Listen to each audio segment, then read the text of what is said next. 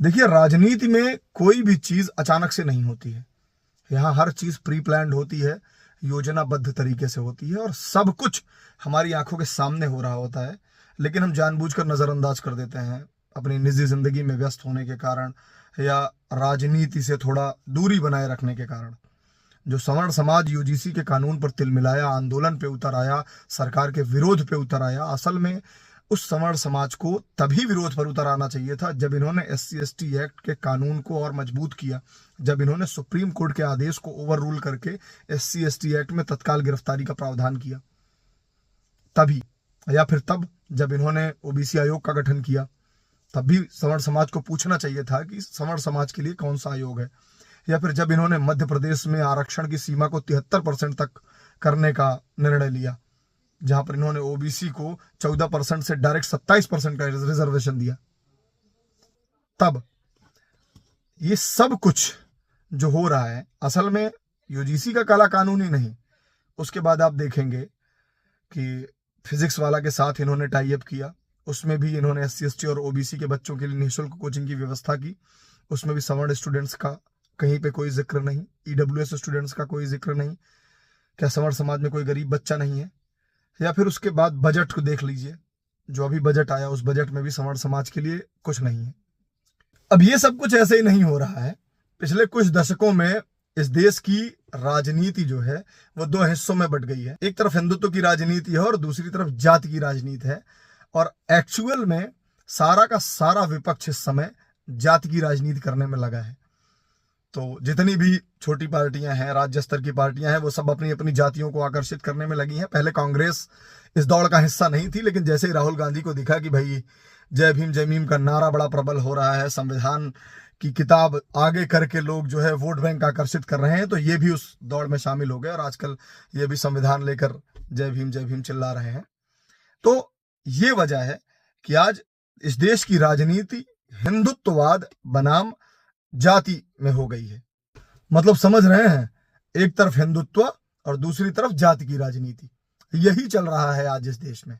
अब हकीकत क्या है? हकीकत यह है कि भाजपा के वोट बैंक का जो हिंदुत्व का आधार था वो घट रहा है। राम मंदिर बन चुका है, 370 भी हट चुकी है, और भी जो छोटे मोटे मुद्दे थे वो लगभग सॉल्व हो गए हैं। अभी कोई बहुत बड़ा हिंदुत्व का मुद्दा बचा नहीं है इनके पास। तो भाजपा को भी ये लगा कि अब इन्हें भी जो जातियों की राजनीति की दौड़ है उसमें उतरना चाहिए, क्योंकि भाई समय के हिसाब से नहीं चलेंगे तो पीछे रह जाएंगे। तो जो जातियों की राजनीति की दौड़ है, भाजपा उसमें उतर आई, जातियों के पोलराइजेशन में उतर आई। और इनके पास तो इनका ट्रायल एंड टेस्टेड फॉर्मूला है पहले से ही। जैसे इन्होंने हिंदुओं को एक करने के लिए मुसलमानों को टारगेट किया था, वैसे ही अब SC/ST OBC जिनका वोट बैंक थोड़ा इनको ज्यादा लग रहा है, उनको एक करने के लिए सवर्णों को टारगेट किया जा रहा है। ये एकदम सिंपल सी चीज है जो सारे सवर्ण समाज के सामने हो रही थी अब तक, लेकिन इन्हें दिख नहीं रही थी, क्योंकि इन्होंने अपने रोजी रोटी व्यापार रोजगार के चक्कर में आंखें बंद कर रखी थी और जय भाजपा तय भाजपा चिल्ला रहे थे। देखो हकीकत क्या है, जमीनी सच्चाई यह है कि आज इस देश की किसी भी राजनीतिक पार्टी को सवर्णों की जरूरत नहीं है। आप भाजपा ही नहीं, भाजपा को हटाइए, आप सपा को ही देख लीजिए, सपा में भी PDA है, कोई सवर्ण समाज का कोई मोर्चा है? PDA में सवर्ण कहाँ है? बहुजन समाज पार्टी में क्या कोई सवर्ण मोर्चा है? भारतीय जनता पार्टी में तो नहीं है, कांग्रेस में भी नहीं है कोई। किसी भी समाज में सवर्ण समाज का नेतृत्व करने वाला या सवर्ण समाज की बात करने वाला, उनके हक अधिकारों के लिए लड़ने वाला ना तो कोई विभाग है ना कोई नेता है। अब देखो, कारण सबको पता है कि सवर्ण समाज की आबादी इस देश में मानी जाती है कि 15-18% आबादी है। बहुजन समाज की आबादी मान लो, OBC समाज मिला के अगर SC/ST OBC मिला लो तो 70-80% आबादी है। तो जाहिर सी बात है कि सारी राजनीतिक पार्टियां 70-80% वोट की तरफ ही ना भागेंगी। वही हो रहा है। अभी कोई जातीय जनगणना तो हुई नहीं है कि पता लग जाए कि हमारी कितनी आबादी है। सवर्ण समाज के नेता तो कहते फिरते हैं कि 30% है, 40% है, 45% है।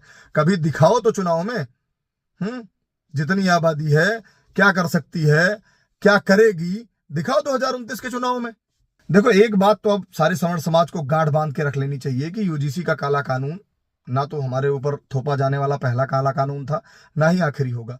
ऐसे बहुत सारे तीर अब आने वाले समय में हमारे ऊपर आएंगे, क्योंकि आप समझ ही रहे हैं कि राजनीति जो है वो अब जाति की हो गई है। तो इसके लिए सवर्ण समाज को तैयार रहना होगा, हर लड़ाई के लिए तैयार रहना होगा। याद रखिए, आप कितनी भी दौलत कमा लीजिए, कितनी भी शोहरत, कितनी भी प्रॉपर्टी, कुछ भी कमा लीजिए आप, लेकिन अगर ये जाति की राजनीति चली तो आपकी आने वाली पीढ़ियों को कुछ नहीं मिलेगा, सब छीन लेंगी ये सरकारें।